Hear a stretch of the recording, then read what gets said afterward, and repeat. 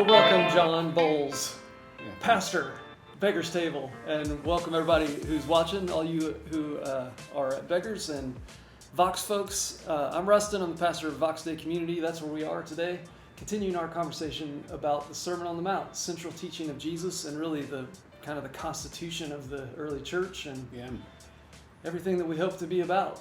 We have just finished up the first long section of the Sermon on the Mount called the Beatitudes. But I think what we're going to find now is that you don't really finish up the Beatitudes. They kind of are the framework for the rest of the sermon in a lot of ways, right? Yeah, I think the rest of the sermon is a commentary on the Beatitudes, really. Okay. I mean, take it for what you will. That's what I think. And I think especially where we left off in the last conversation was dealing with the reality that if you live into these Beatitudes kind of in a lived way, you're going to find yourself out of step with the culture around you, which can set the framework for persecution. Right. Whatever that means. Which would be why Jesus ended with persecution. I mean, ended in quotes. It's not really ending. Yeah. The last quote-unquote beatitude that we hear is, blessed are the persecuted. Yeah. So in some ways now he's going to go on, I think we're going to find, and he's going to give some real practical implications of like, here's what happens if you're going to live as persecuted people, living according to this different kingdom while still very much in the kingdom of the earth. You're going to have trouble, and I'm going to give you some examples about what that means. I'm going to tell you about the implications of that. Yeah. But before Jesus gets into real practical implications, he takes a step back, doesn't he? He does. He kind of has this parenthetical moment where he's addressing certainly a question that's probably coming up in the crowd about their relationship to the law. Right. Which comes out of kind of left field for us, because I don't think that probably comes into our mind, but in their mind, this looms large. Jesus is coming and he's turning everything upside down so far in the Beatitudes. And now he's going to address things that are actually written in the law. And so before he does that, he sort of gives people a framework by addressing what he's going to do to the law. Yeah. It's like he caught their attention with the Beatitudes. Yeah. He set the cornerstone of the teaching right there in the Beatitudes. And it's like before he elaborates, before he goes on, he has to almost in some ways establish his authority, right? And like you said, it's strange to us that he does that by referring to the law. Yeah. But in kind of reassuring them, listen, don't get me wrong, I'm not here to abolish the law. Which is what a good teacher does. I mean, he's preemptively, like he's anticipating the objection they're going to have, and he's dealing with that up front. Anticipating their objection. This is what I try to do with my people all the time. Anticipate their objections. Yes, exactly. Right. But you know what? It sounds strange to us because we don't understand the role the law held, what the law was for those people. They're imagining. It would be like someone today that was totally rocking people's world and saying, and then stopping, and before they go on saying, listen, don't think that I've come to do away with the Bible, right? I'm not here to negate the Bible. Yeah. Everything that you believe is holy, I do too.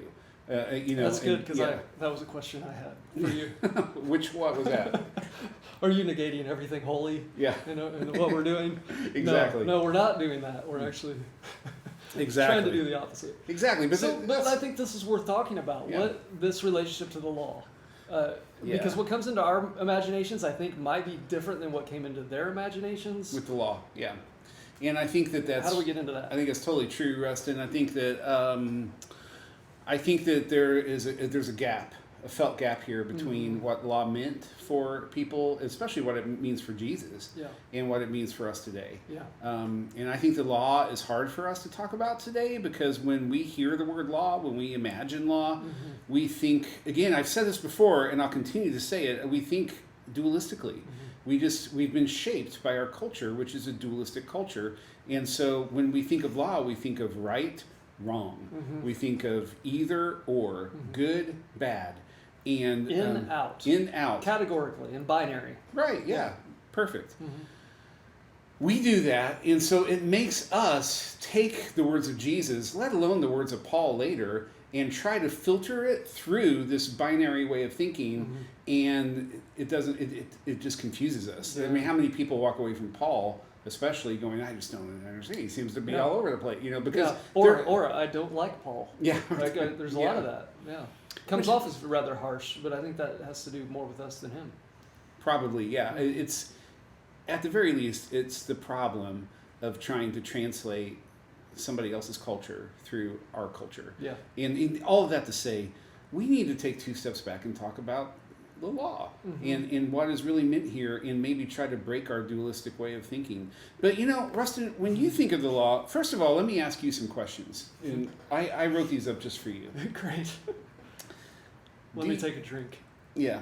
I'll start you off with a very binary question. Right. Do you obey the law? Oh, always. Always? Okay. No. I don't believe that. No, probably not. Okay, so let's tease this out a little bit. When you break the law, what is the law that you break most often, you would say? Oh, man. Yeah. Wow, there's so many. You will not be held accountable. Yeah.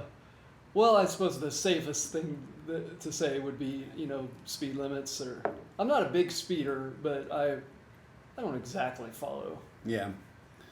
I should be asking these questions of myself. Yeah, what about you, John? What's the law you most often break? To me, it's easy. It's stop signs and speed limits. And I am not like you. I speed all the time. And I get mad at people that drive the speed limit. Like, I think there's no reason for that. There's no... Isn't that awful? I know. I can tell you why I don't speed more often. It's because I can't afford the tickets. Yeah. Well, sure. And I can't either. That's why I keep a sharp eye out. There's a reason why we have the Bible and the Book of Common Prayer and a book by Jack Kerouac here called On the Road. That's our friendship in a nutshell there. You move, man. The road doesn't move. It's all about speeding. So it is. Anyway, sorry about that tangent. But Kerouac is not a tangent. That's important. When you obey the law, Rustin, when you find yourself obeying the speed limit, stopping at stop signs, why do you do that?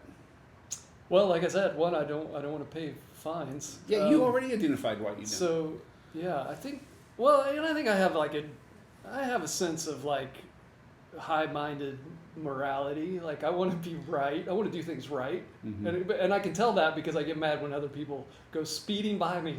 And I'm like, where's a cop when you need one? That was you. Yeah, no, I'm going to get us on such a tangent that we're never going to get this back in here, because I have the same sense of right and wrong, and I think that the speeding is right. But anyway, maybe a better example and a more timely example.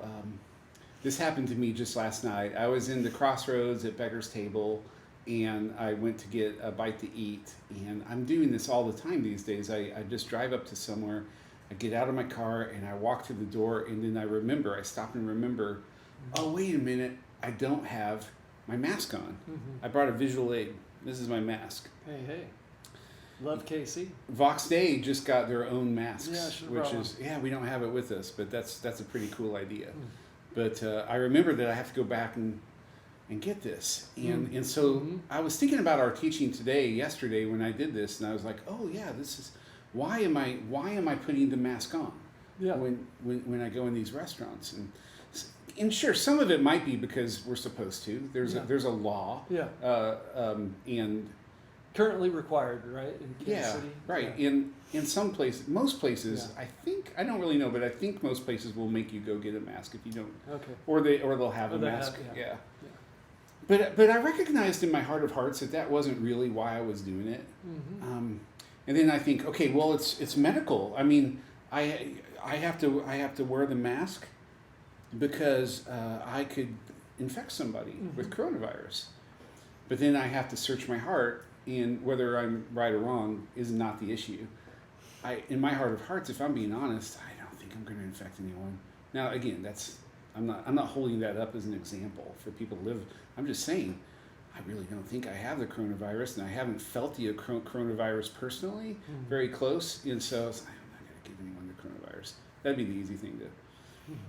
But I realized, though, that I want to get my mask and put it on because I like being part of the community that's wearing masks. Now, some of that is because I grew up loving superheroes, and I feel like we're living in a time where everyone's become a superhero. It's like really... That we have this power to actually save one another. It's really cool to walk around and see everyone wearing masks. Yeah. But again, I digress. I realized, though, that... let me put it this way. Carrie and I just got back from Alabama because her mother lives in Alabama. So for a variety of reasons, we went to Alabama to see her mother. And where she lives in Gulf Shores, Alabama, there's nobody wearing masks. Nobody wears masks. Yeah. And Carrie and I were always looked at funny for wearing masks. Mm-hmm. We'd go out to eat somewhere. We had to eat outdoors, and we'd have our masks on. And people would be... I almost felt like we were receiving some persecution for that. Like you could see people whispering and like rolling their eyes at... Yeah. I don't know what they thought about it. Man, that happens in Belton. So does it? Yeah, okay. Sure. Yeah. So either Gulf Shores, Alabama, or Belton, Missouri, it's the same part of the country. But being there, I recognized when I was in Alabama that I missed being in a community where people were generally wearing masks when they were out in public. Yeah.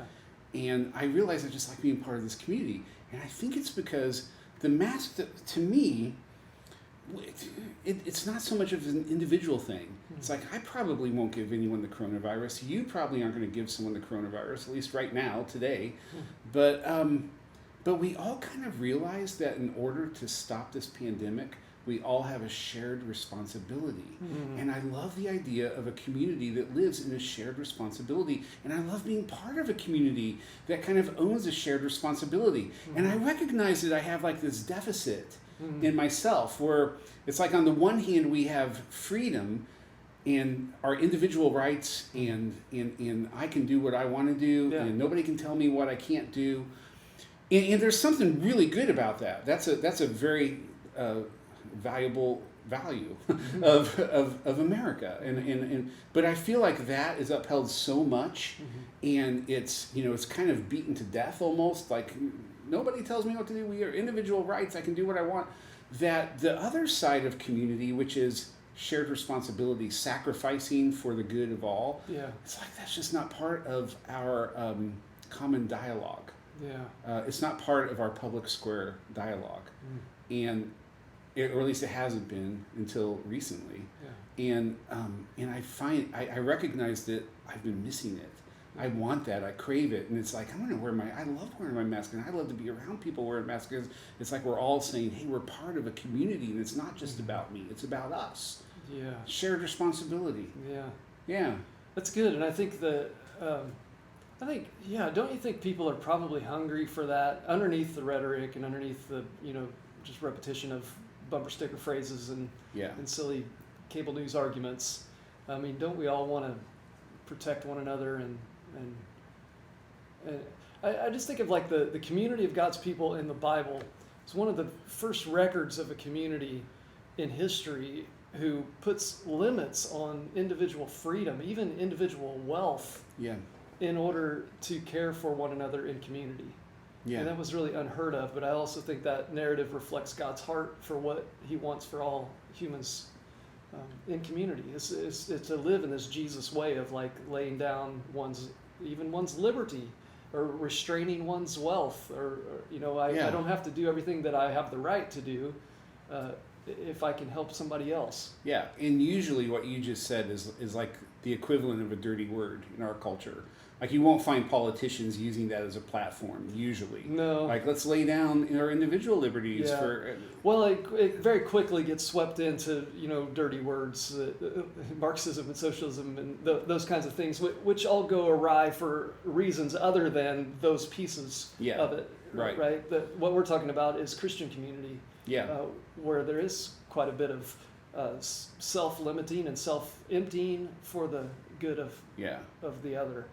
Yeah, and but it's kind of cool that we're living in our moment in history that's being kind of uncovered and rediscovered, and it seems like there are parts of the country that uncover it quicker than others, but it's not a bad thing to live with a shared responsibility, and then when I stop and think about it, Rustin, I think that as much as I dislike things like the speed limit, I think speed limits and stop signs are also tapping into a shared responsibility. Yeah. You know, this idea that it's not just about you. Yeah. See, so when I drive, it's just about me. Yeah. But that's my problem, because it's not ever really just about me. It's about it's always about us. And if you think about, laws are always about us. Yeah.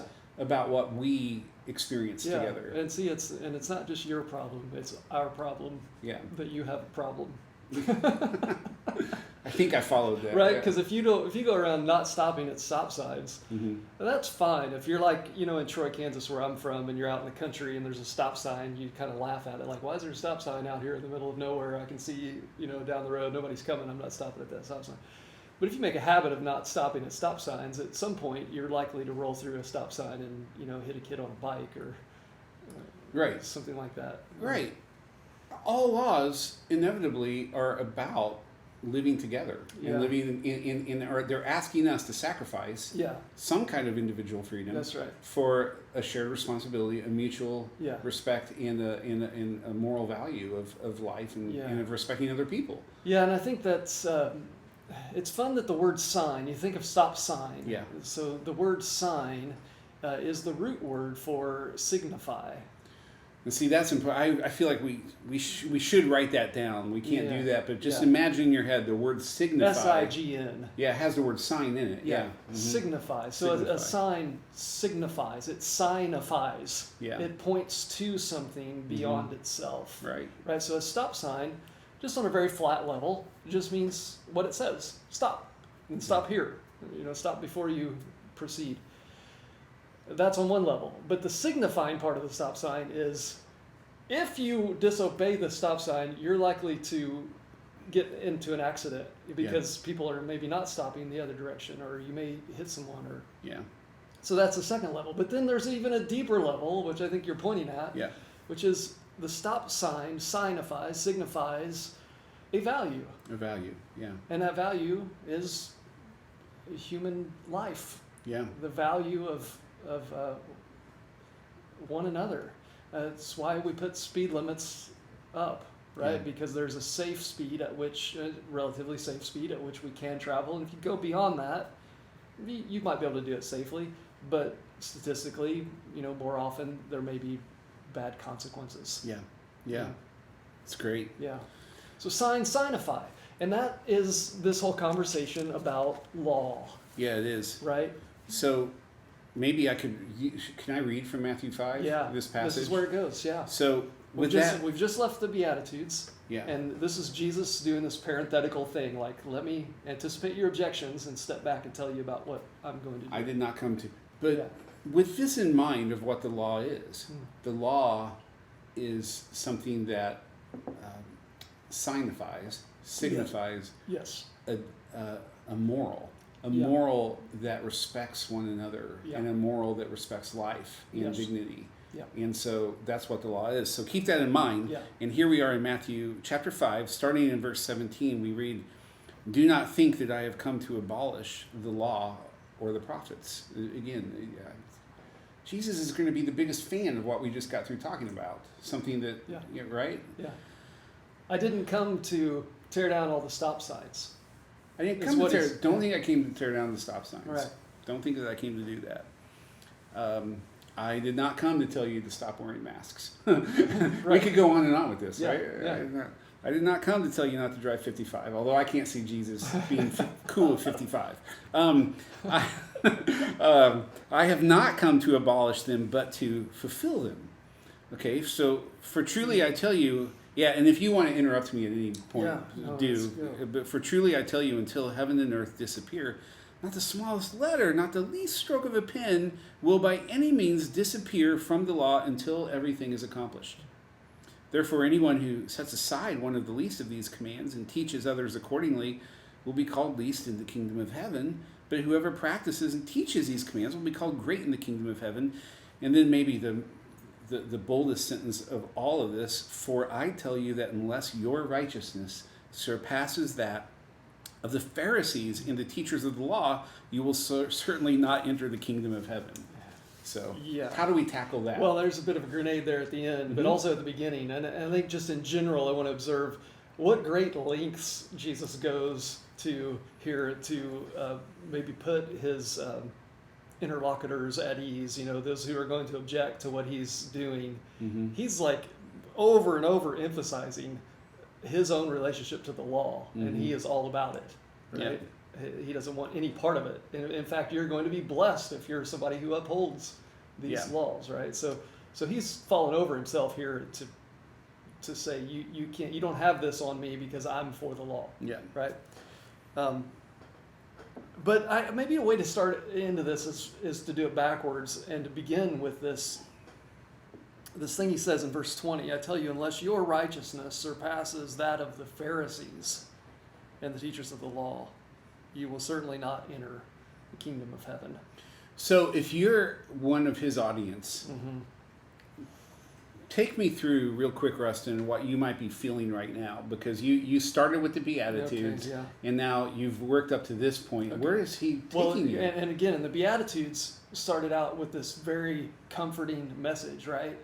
That basically you don't have to be super spiritual. You don't have to have it all together. In fact, if you suffer and if you're in poverty, you're still included in God's good care and his kingdom, and actually everything is going to be yours. Yeah, right? and you're blessed. That you're blessed.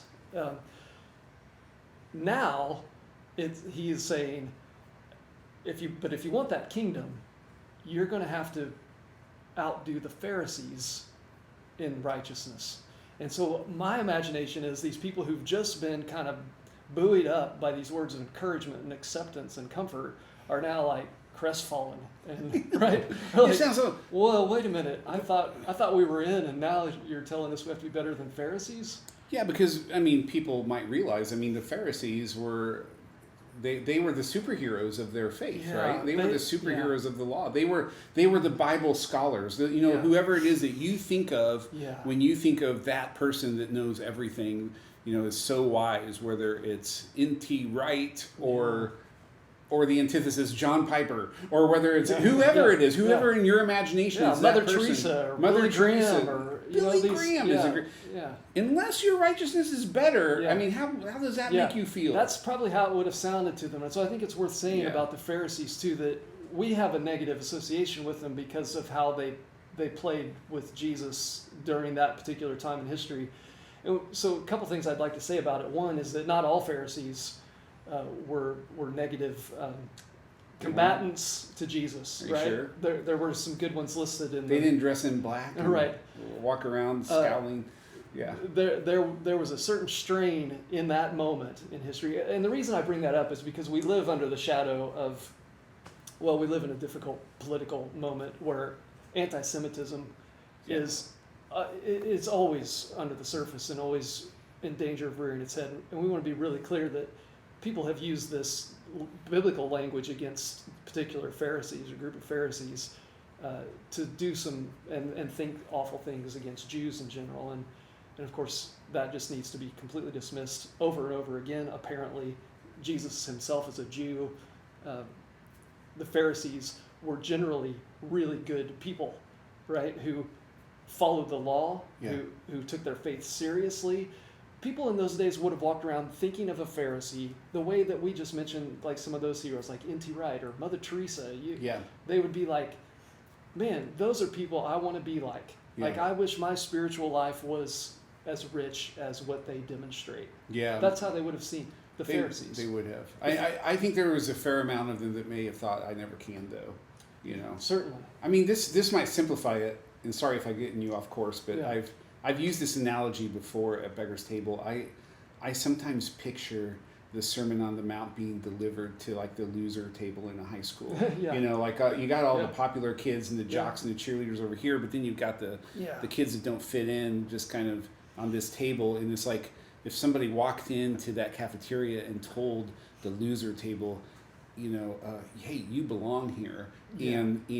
But then if they this might break down here, but if they said, hey, listen, but you're going to have to actually be cooler than that football. Right. They're just like, how can I ever be? There's at least a wrinkle of that. That's true because the Pharisees would have been the cool kids, spiritually speaking. Exactly. They'd have been the insiders, the ones with power. And I always like to think of them as kind of a cross between kind of a like the Amish. Like in some ways they had kind of frozen history and said, this is the way that you do this always. And so they refused to be Hellenized and go along with the changing culture. They were kind of stuck in their way. So a bit like we would think of those 19th century groups like the Amish or the Mennonites or the evangelical church in a lot of places. Yeah. Easy now. Okay. Yeah. So a cross between that, yeah, between evangelicals of the 1950s and like a political lobby group, like evangelicals of the 1950s. Sorry. Yeah. Now we're in the weeds. But that's the Pharisees. So deeply influential, deeply stuck in an ideology, and definitely the cool kids table when it came to spiritual things. Yeah. Okay. So is that enough about the Pharisees? I just think it's important to know what we're talking about when Jesus says you got to be more righteous than that. It's enough about the Pharisees, and it's significant to say about the about how that makes people feel who hear it. Yeah. Like, oh my gosh, it's a power statement. Yeah. It's a punch in the gut. It can feel like a punch in the gut. Right. Yeah. Okay. Yeah, that's good. So you want to work backwards from there. Okay, so that's where people are. They're just thinking, man, I'm in trouble if now I've got to be more righteous than the Pharisees, and people know that they can't do that, or at least in their imagination. But this is where Jesus is going with this language about the law, that he says, I've not come to, what's his language? To abolish the law. I've come to fulfill the law. That's an important word.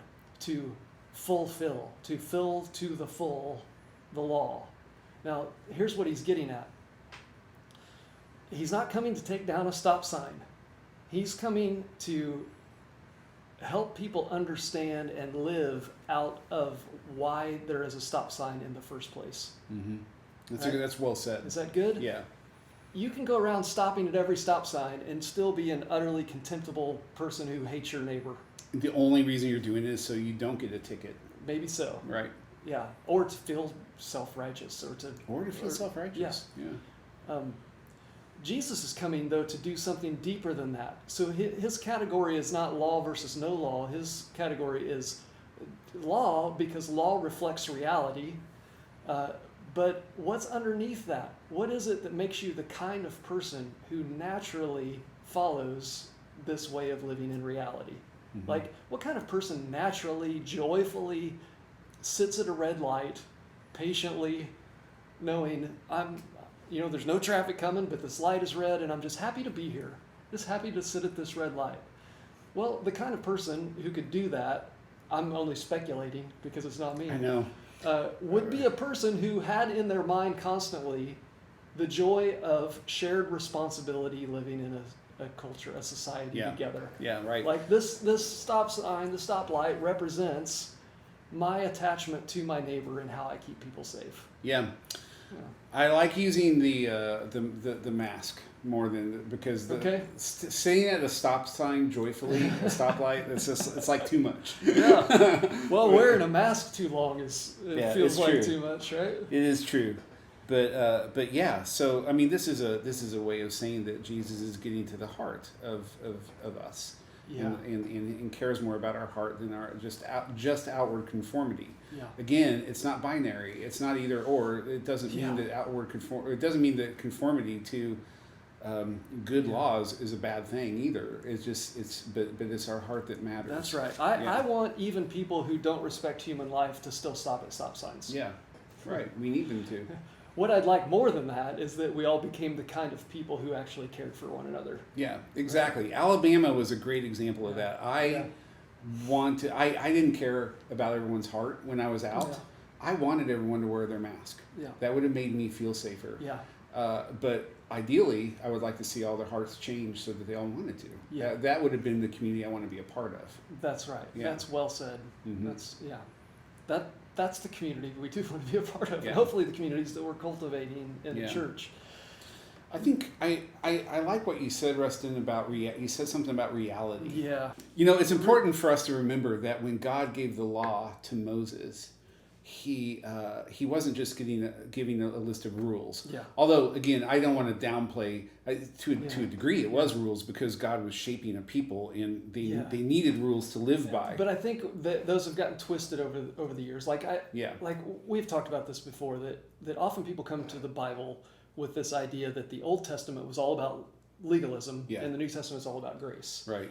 But what I want to say is the Old Testament was all about grace too, because it was always just revealing the heart of God. And so the giving of these rules was an act of grace, right? When you give somebody a mask that can protect and keep somebody alive, or you put up a stop sign to keep somebody from getting run over, let me give you this grace of showing you how to be a neighbor and how to live. All of the Old Testament is grace. Yeah. What we have, this is where we confuse it, and we have turned things like the Ten Commandments into this right or wrong, in or out, binary law kind of thing, rule following legalism. I'm not even sure the Pharisees totally did that, and that's just something to be aware of. I think we read that into it a little bit. Yeah, we might be doing it worse than the Pharisees, and we got to be careful about it. Which makes sense again because we live in this dualistic culture, but where you're either right or wrong, you're either. But what you said is beautiful, and I think that what God gave Moses was a map of reality in the law. It was a map of this is the way the world swings. This is how reality is set up. So say that again, because that's a great phrase. That God gave Moses a map of reality. A map of reality. Yeah. So here, the law is a map. This is how you live in reality. Here's how you can navigate reality. And again, it can't be said enough, especially with one another. It's about how to be with one another. Yeah. It's kind of where we are with masks, right? Yeah. I mean, and coronavirus. You can say it's a hoax, or you can say it's the worst thing ever. But eventually, like, just the statistics are going to show us what's working and what's not working. Like, eventually you run into reality. I remember Dallas Willard saying his definition of reality, reality is what you run into when you're wrong. Yeah. Yeah. Right? So this given law is a way of saying, follow these things so you don't run into reality. Right. Like you're living in grain with the design of things. Right. They're there to help us to live in green with the design. That's a beautiful phrase. Yeah. I think, Rustin, that, and we won't take the time to do this, but I think that if we tease this out, it affects the way that we imagine sin and what sin is. Because this is what sin and the idea of sin is all wrapped up in. Yeah. And so so my imagination personally has changed over the years to see sin, to imagine sin as more of unhealth. Something broken, unhealthy, that's not living in green with reality, rather than the breaking of a law, rather than doing something wrong. You know what I mean? That's right. Yeah, there's a health. I like the word health, or it's like a quality of life. Like if you live in grain with reality, the quality of your human experience is going to be better. Just think practically. If you go around stealing stuff, one assumes that your life is not going to be better. It might be better short term, but just in generally speaking, a person who habitually steals things is probably going to have bad relationships, may have guilt issues. Yeah.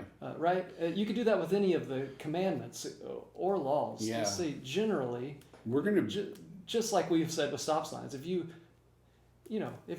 roll through a stop sign out in the middle of the country, that's probably fine. But if you become the kind of person who doesn't care about other people and then rolls through every stop sign, that's probably not going to go well. Yeah. It's a hard argument initially to make because it involves sacrificing individual freedoms. Yeah. The person who steals and is successful at it is going to get some benefit as an individual. But again, God's reality is designed in a way in which we don't live by ourselves. Yeah. No matter what our American doctrine tells us, we don't live in silos. Yeah. Life is structured in a way in which we live with one another, and those relationships, whether it's our relationship with each other or our relationship with God or our relationship with ourselves, it's going to be broken. It's going to be harmed through that kind of thing. Yeah. So I have to sacrifice individual freedom to wear my mask, but it keeps my relationships healthy, which is how I'm designed to live in a relationship. Yeah. That's really good. Oh, good. Yeah, I mean, it sounds like loving your neighbor kind of stuff. Yeah, You know, it does. That every act that we undertake, the law. Somebody said the law is like training wheels, and how do you know when you don't need training wheels on a bike anymore? It's when they slow you down. When you can ride better without them is when you take the training wheels off. Mm-hmm. And it's like when you love your neighbor well enough, you don't have to spend a lot of time following, do I have to wear a mask in this business or this business, or how do I follow this rule? You go around respecting human life and your neighbor, and you try to ask, how can I help, and what can I do to serve, and how can I be part of the solution? Yeah. And then you don't have to worry so much about the law. Yeah, that's right. Mm-hmm. That's right. Well, I say this is a good place to stop until next time. Okay. And we'll get into maybe where Jesus gets more into some pragmatic examples about how we live according in His kingdom in this world and experience a little bit of persecution, and it'll be good. Yeah. All right. I look forward to it. Yeah. Thank you, Rustin. Thanks, John. Amen. Amen.